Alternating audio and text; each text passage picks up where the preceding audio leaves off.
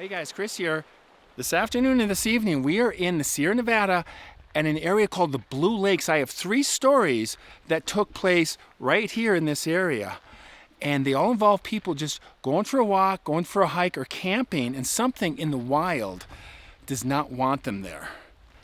That's next.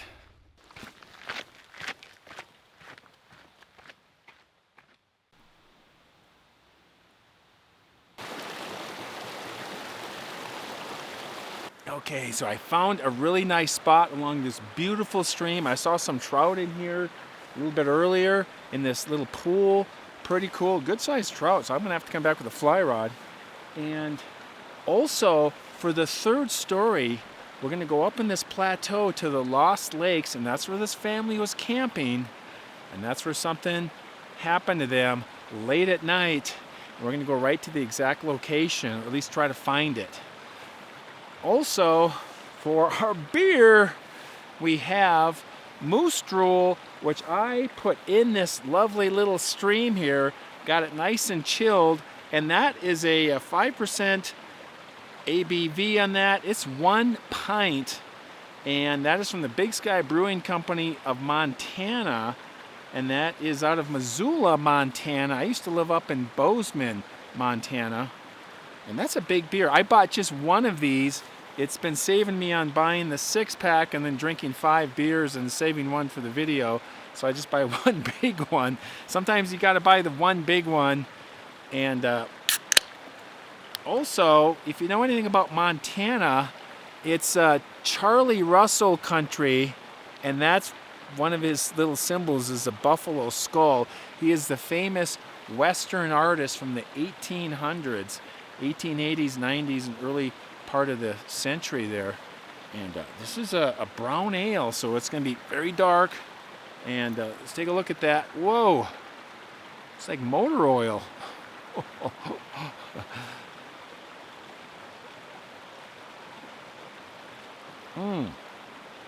Wow, that is very mocha-like. It's actually pretty good, not real bitter at all, not a bitter finish. Kind of hoppy and really got a nice flavor. I like that. Yeah, 3.2 fluid ounces, 1 pint. Yeah, that's a lot.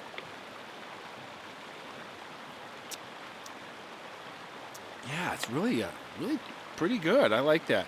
Moose drool, I've had this before, but I've never had the big brown ale like that in the big can, so cheers.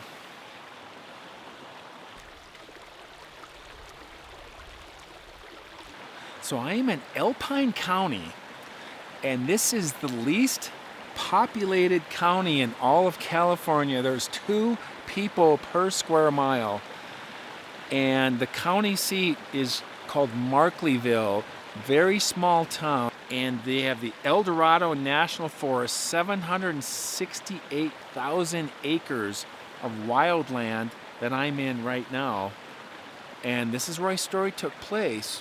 In 2005, October 16th of that year, John and Gretchen, a married couple, mid-30s, came to this location. Just upstream from where I'm at is the Upper Blue Lake. They parked in the same parking lot I'm in, and they got their packs on, got all their food, gear, got it all together, and they went up this trail that's this way to Granite Lake, 2 miles up the trail, and they're working their way up. It took them a little bit longer than they thought. It was some steep in some sections, and they passed this small pond on the right and then worked their way up to Granite Lake. Beautiful lake, kind of a granite bowl around the end of it.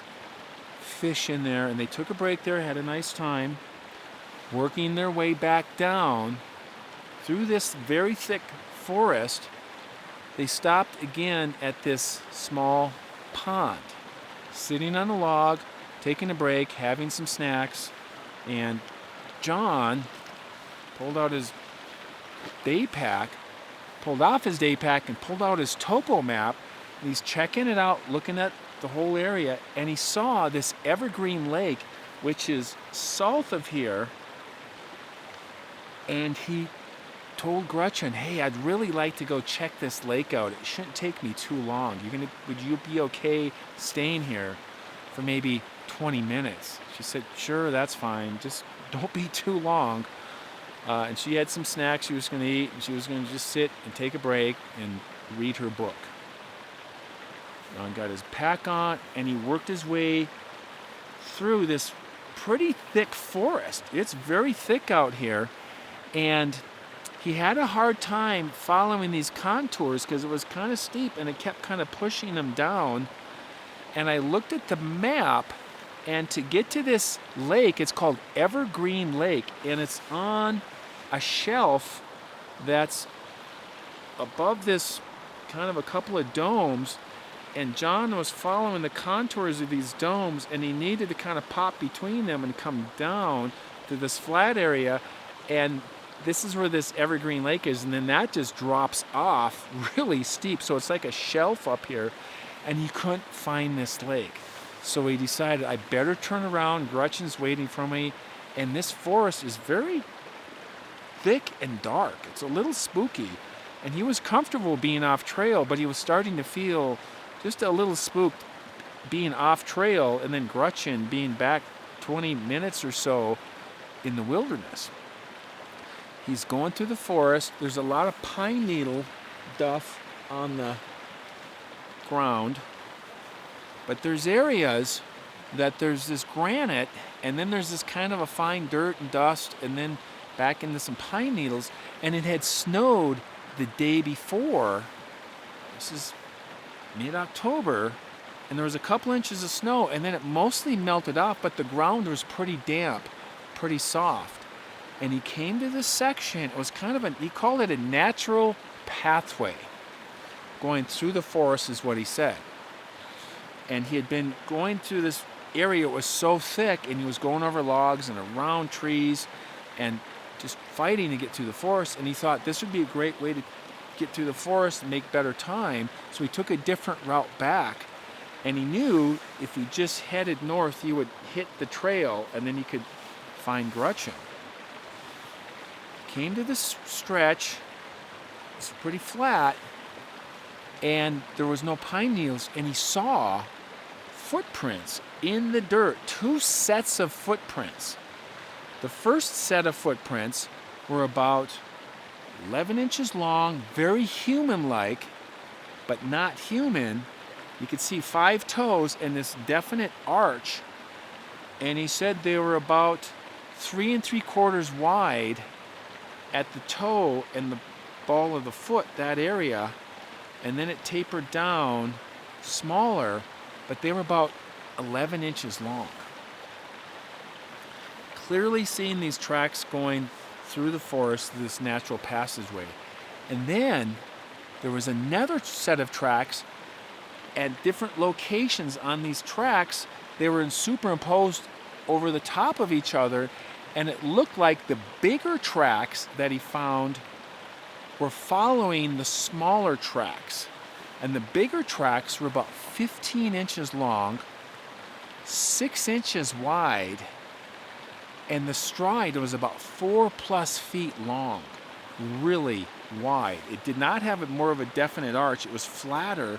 And he said because of the softer soil, they sunk in good 3/4 inches or more, the big tracks. He took his 9.5-inch, size 9.5 shoe, put it next to it, and you could see the difference. And he also pressed down, and he could barely make a dent in the soft soil. So he knew whatever this was very large with the big feet, literally big feet. And right at that moment, you had this, not an aha moment, more of a uh-oh moment. Uh-oh. This clearly could be Sasquatch. And he knew this area, especially that time of year, and especially how thick this forest was, nobody's going to be walking around in their bare feet with all the debris, the pine cones, the sticks, rocks. And then he thought about Gretchen being by herself, and then he had this kind of a panicky feeling come over him. like, I got to get out of here. He didn't have a camera, and so he thought maybe I'll come back and get some pictures. But right now, I got to get out of here. So he worked his way through the forest. He didn't hear anything, but he was on red alert, and he had this feeling of possibly being watched. He just had this kind of a chilling feeling. Finally gets to the trail, breaks through, and he didn't know which way Gretchen was because it all looked the same. He's thinking, if I go left, she's not that way, then I have to go all the way back right. So he thought about it, and he just waited and listened, and he didn't hear anything.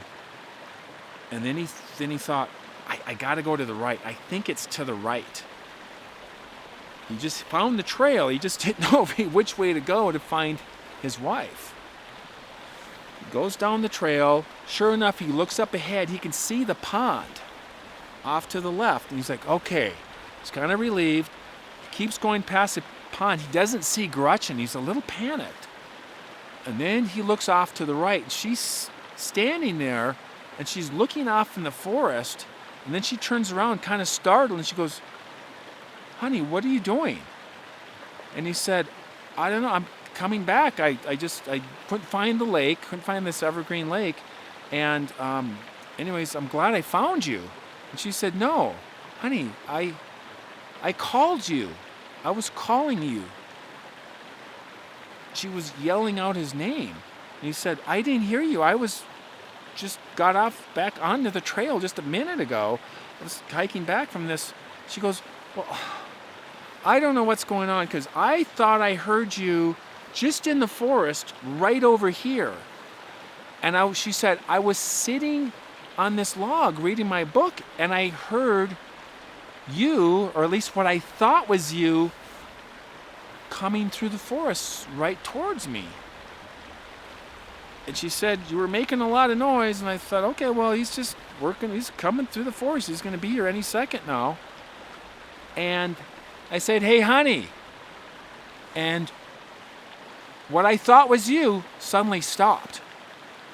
And he goes, that wasn't me. If you would have yelled my name or said, honey, I would have said, yeah, it's me, I'm coming.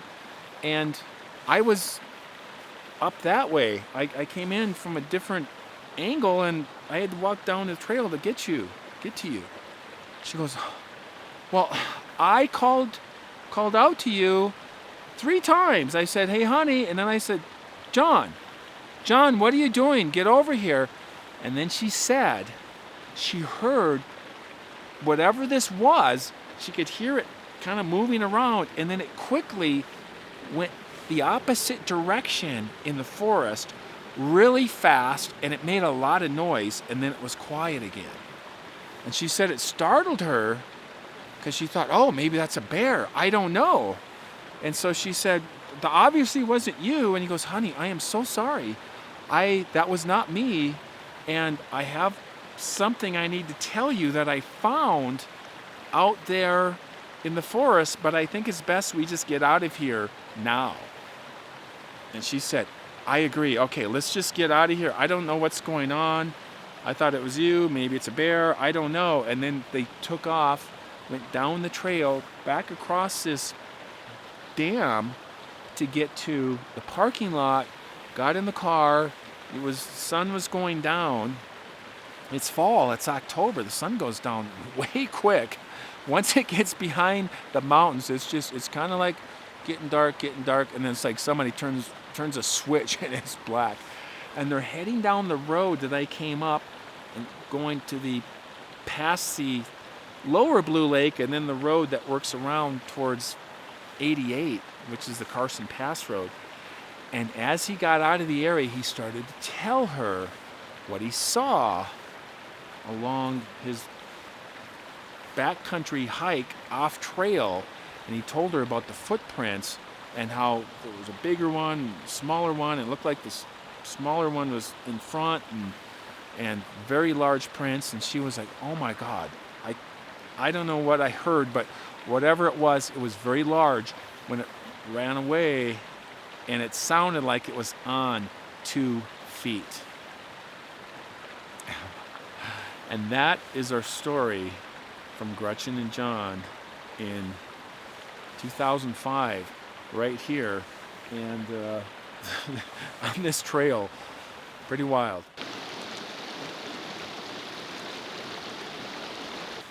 In July 1983, that summer, just downstream from here, between Lower Blue Lake and Twin Lake, which we're going to go to later and have some dinner if we have some time, Daniel was walking between the two lakes looking for these old home sites. Now in Northern California here, in the Sierras, you can occasionally find an old cabin or old homesteads, and sometimes even entire towns from the gold mining days or the homesteading era. And he was looking for home sites. He was between Twin Lake and Lower Blue Lake. There was a ridge down there, and then the stream, and then there's this really thick brush. And he was walking along there, and he heard this really loud whistle from low to high. Something like, he said it was ground level behind him and to the left, in the thick brush. Startled him. He said it was really loud. And he said it sounded like it was from a mammal. He said it did not sound like it was from a bird. It sounded like almost like something was trying to mimic a bird. Caught his attention, and at first he's thinking, okay, maybe it's a hunter. He's trying to warn me. But then he thought it's July, and this is not hunting season, and doesn't seem right. But he decided to call out and say, yeah, is everything okay? Just hiking through. Expecting if it was a hunter sitting there, they would say something. It was dead quiet. He said this sound, this loud sound, this whistle, was about just 10 feet into the brush. And he decided to investigate. He was young 20s, 1983. He said he'd been working out, running, and even boxing, and he was in really good shape, and he didn't fear much. And so he kind of went in the brush looking around. He couldn't get very deep into it, but whatever this was just 8-10 feet into the brush. And he said he didn't hear any animals, he didn't hear any birds in the trees. It was dead quiet except for that whistle. And he's moving through this thick brush, and it kind of closed up behind him because he went in a ways, and he just suddenly had this panicky feeling like could be something really dangerous just a few feet in front of me.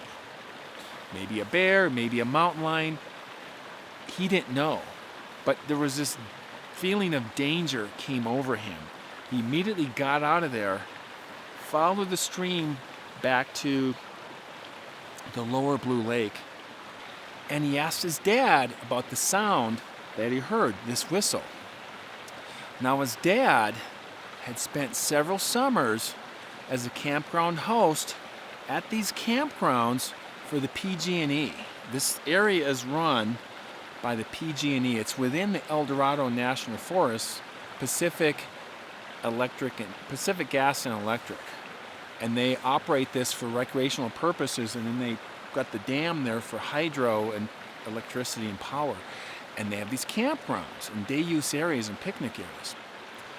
He was a host there, and he told Daniel, he said, I'm really not sure what that was. That does not sound like any bird or animal that I know of.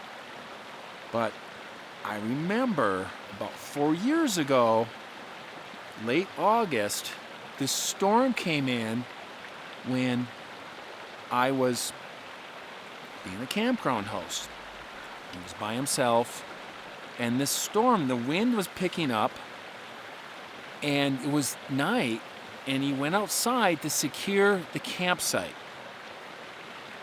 Take the folding chairs, put them down, put them under the picnic table, bring the lantern in, get the cooler off the picnic table, secure that, bear-proof it in the bear box. And he said he heard some movement or some noise in the forest, but because of the wind, he didn't really pay attention to it. He's moving around, the storm's coming in, he knows he's going to get wet at any moment, and then he hears this sound in the forest again. So he reaches inside the camper, pulls out this flashlight. It was a mag light, really long mag light, and he shines it into the forest. And he can see these yellow, whitish, glowing eyes looking right at him about 30 feet back into the forest.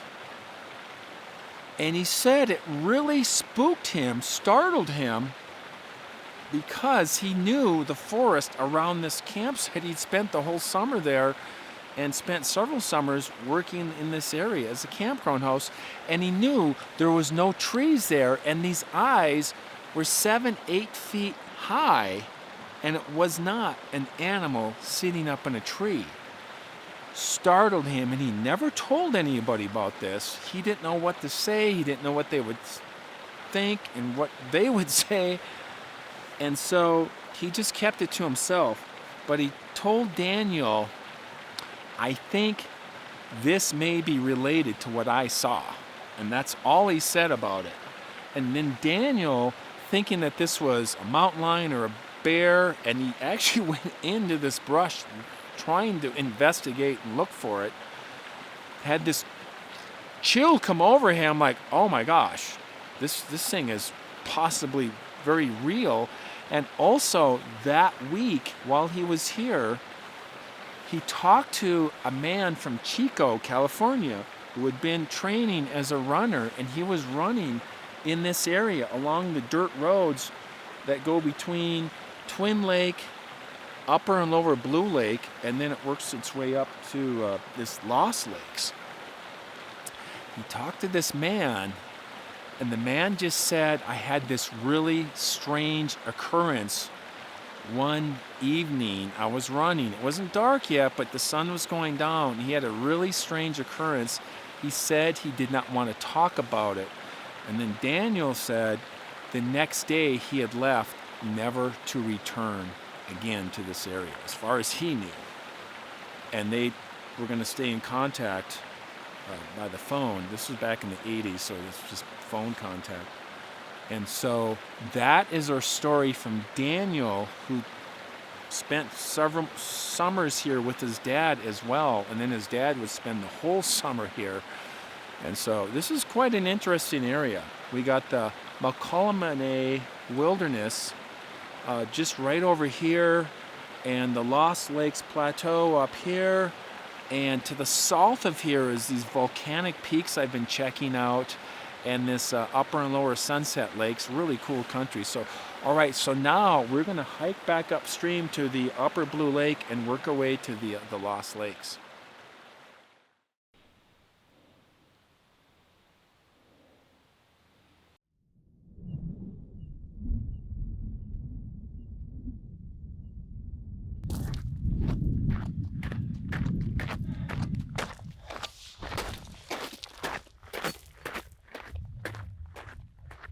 Okay, so here is upper and lower Blue Lakes, here and here, and we gotta head up here for the Lost Lakes, and that is where our story takes place. And I am running out of daylight, so see if we can pull this off.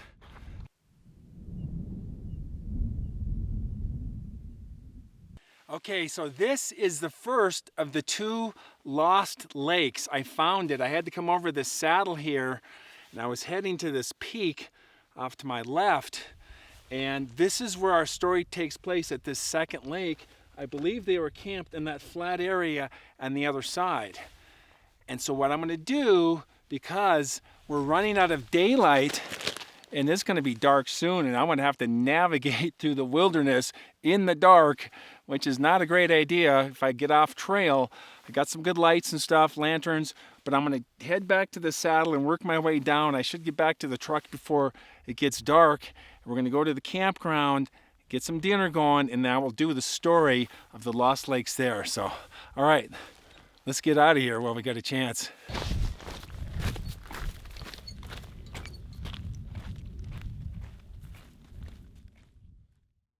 All right, we got a bit of a breeze and we still got some light left, and I am going to be doing a campfire. We're going to do the last story, and then we're going to be doing dinner over the campfire and on the tailgate, and we're having that Sasquatch sarsaparilla. So let's get the fire going.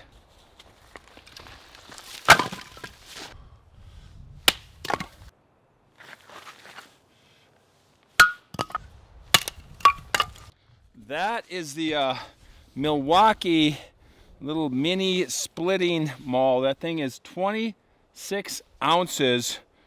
It says right there. That thing really works well.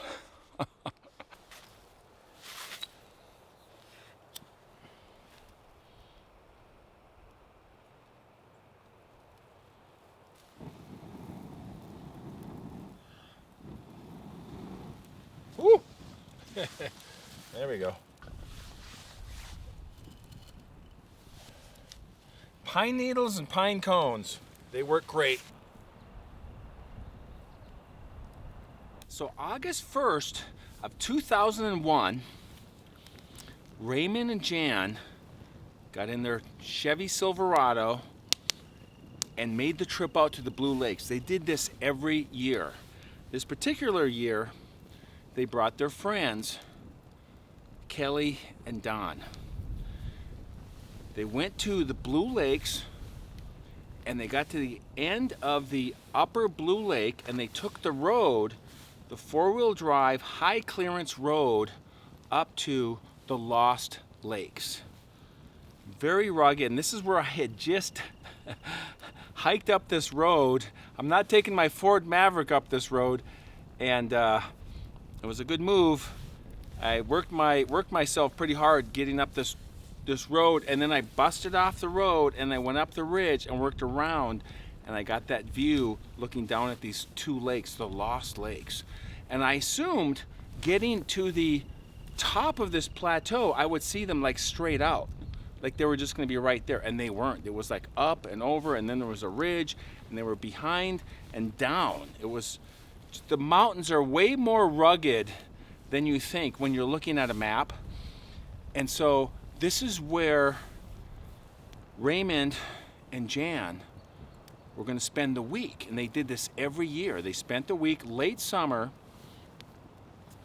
and they came up this road, went to between the two Lost Lakes, which are the headwaters of the West Carson River. Pretty cool. And that on the back side of where these lakes are, it just drops off dramatically, and then both the lakes drain, and then they form the headwaters of the West Carson River. They had their camp set up between the two lakes with their friends. They each had tents. They had a 5-man tent, and they Jan and Raymond had a 5-man tent, and their friends had a little bit smaller of a tent, but still tents you could stand up in. They were there for about 10 days, and they enjoyed being up there. It was just kind of their place, and particularly late in the summer, where during the week there was no one there. And after the 4th day, Raymond went around the backside of the first Lost Lake, and he was fishing. He was casting some lures out, looking for some trout. And he had this feeling something was off. He kept fishing, moving a little bit. It was on the opposite side of the lake from where his wife was and where the camp was and where his friends were. And he casts another time, and then he's got this feeling of being watched. He's looking around. He doesn't see anything. They had seen no other vehicles there. None. And again, it's a very rugged road coming up. And there's people down at the Upper Blue Lake and the Lower Blue Lake campground. But they're about 84,000 feet up. 8,400. 84,000. 8,400. 8,400 feet in elevation at these two lost lakes. He continues to move around the lake, casting and finding these little rock outcrops and stepping out and casting. And he's still got this feeling that somebody's kind of keeping an eye on him. He's never had this before. He never felt this feeling. And then he's about to cast, and he casts out. He starts reeling, and he looks over to his left. Because he had moved, he could see a little different angle, and on the same side of the lake, but off into the trees, he thought he saw these shoulders and this head silhouette in the trees, in the darkness of the trees. He's looking at it, it didn't move, and he's thinking, is that like a large human? What is that? And he's staring right at it, and he sees this silhouette, and then he's not sure what he's looking at. He's thinking maybe that's just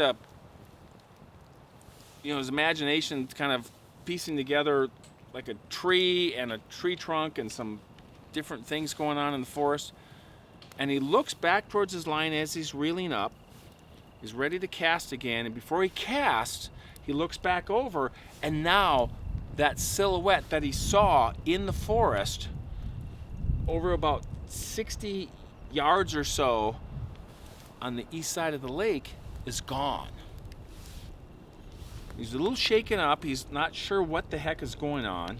He's staring, he's looking, am I seeing things right? I'm not sure what he's really looking at, but whatever he thought he saw before was now gone. He didn't feel very comfortable, so he reeled up his lure and worked his way around the opposite side of the lake from where he saw this thing. Went back to camp. And he doesn't say a word about what he saw, because he's really not sure what in the heck he actually saw. And he didn't want to startle Jan and get her kind of nervous about there's maybe somebody prowling around the forest and who knows what this person's up to. But they saw no other vehicles up there. And people that go up there to go camping, they drive up that road and then they camp. There's no in between. So that night they had their dinner, they had a campfire. Everything was quiet, and he thought, okay, well, maybe I just saw something. Maybe I imagined some shapes in the forest. I don't know. I didn't hear anything. I just thought I saw something, and then it was gone. I don't know. They have a campfire, and then they have a really nice time with their friends, and it's just the fourth night of their week and a half stay. They're going to be there for 10 days. They go to bed, and for whatever reason, Jan wakes up at 2:35 a.m. Just wakes up, kind of stressed, not sure what's going on. And she didn't hear anything. She just woke up. Picks up the flashlight, checks her watch. This is 2001. And then she sees the dog, their Cocker Spaniel, Sadie, and he's sitting there with his paws out and he's staring right at Jan. Big eyes, floppy ears, cute little dog. And normally, every night, the dog was just pretty wore out and he was just laying there just out like a light. But this particular night, he was just staring at Jan. And she was like, okay. She's looking around, kind of like a little disoriented. It's 2:30 in the morning. And then she hears some movement just to the south and east of their tent. This is a 5-man tent, big walled tent. You can walk in it, stand up in it, and she could hear something over towards the lake. But it had to be 10, 12 feet away. Just something moving around. She waited and she listened. And she had the flashlight off at that point. And she's looking around. The dog starts this low growl, this.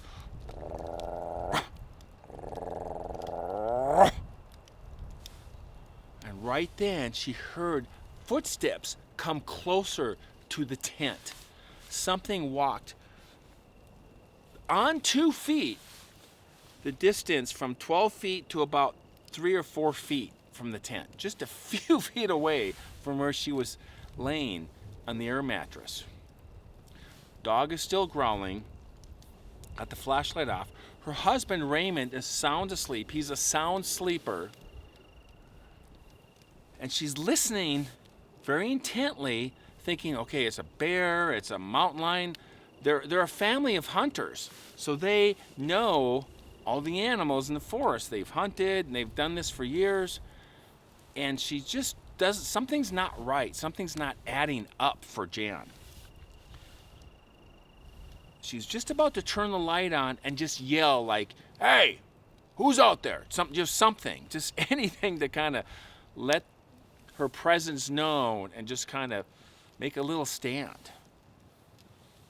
And she waited and waited, and she was just about to do that, and then she heard this extremely loud yell, scream from low to high. Really loud and freaky. Just a few feet away from her wall tent, just outside of the tent. The dog, Sadie, immediately starts barking and going berserk, going nuts. Raymond wakes up and he's disoriented, and he's like, he thought initially that Jan was screaming because he heard this scream. He woke up to the scream, and it sounded like a woman screaming bloody murder. She turned on the light and she says, "Honey, there's something outside." And she's shining the light. She just shined the tent wall like, I don't know what good that's going to do. And he's going, "What in the hell is going on?" And she said, "Just listen, just shut up and listen." And they're listening, and they can hear this thing start running by the tent and running through the trees, and it was heading up the road. Raymond was going, "What is going on around here?" She goes, "No, there was an animal or something outside." Right then, she could hear their friends unzip the tent, and then some movement over in their tent. They were about 20 feet away. And then about 30 seconds later, he comes over and goes, "Are you guys okay? What did you guys hear that?" And Jan goes, "Yeah, I heard that. And then Raymond said, "Yeah, I heard it as well." And he goes, "I'm smelling something really horrible out here, really rotten. There's some horrible smell." And they could all hear this thing running up the road that they had come in on.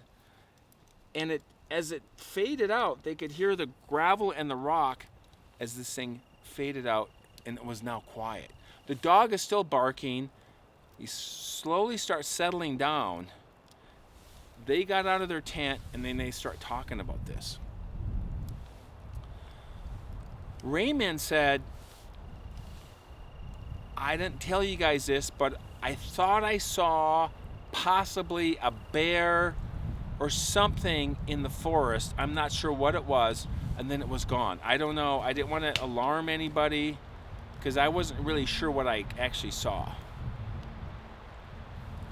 They'd come up to this area for years, and they had never had anything like this happen before or since.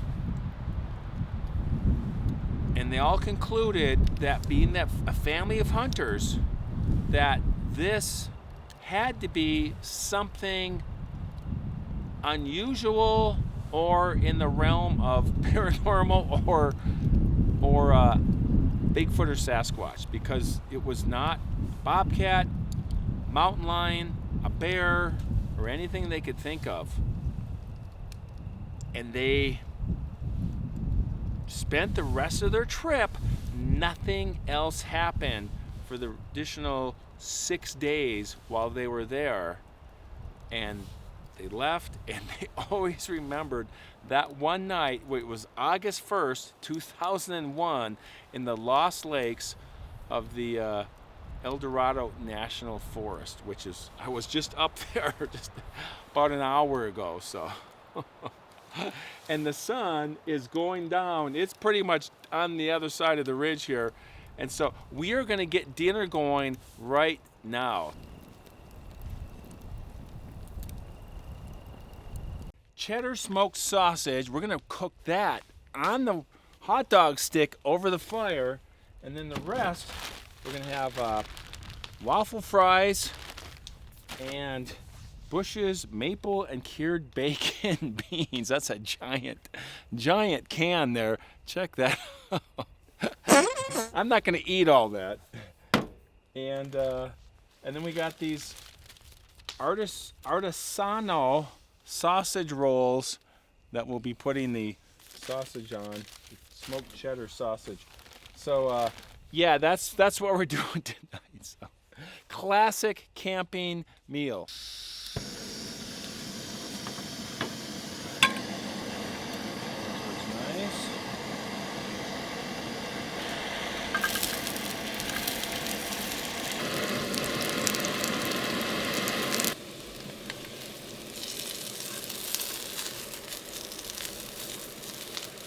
I am good to go with these. The waffle fries, these are great for breakfast too. All right, let's go like that. Good old beans. A campfire stable. There we go. Oh yeah.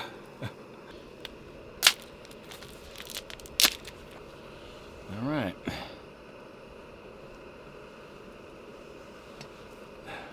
Classic.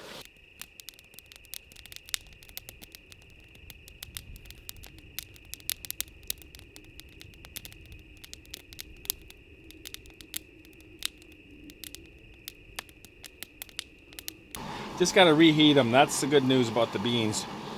Just a little reheat. Waffle fries, a little ketchup. The old Sasquatch sarsaparilla, isn't that great?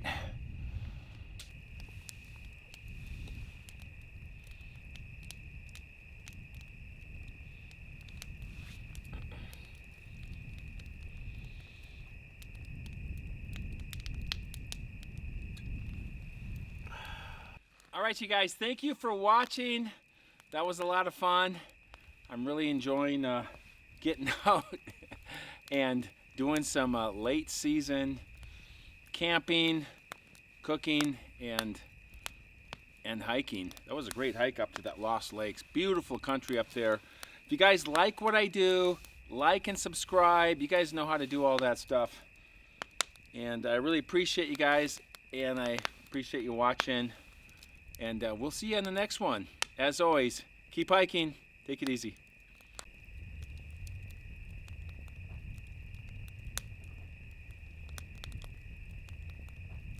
And always remember, whatever doesn't kill you will make you stronger. Except bears. Bears will kill you.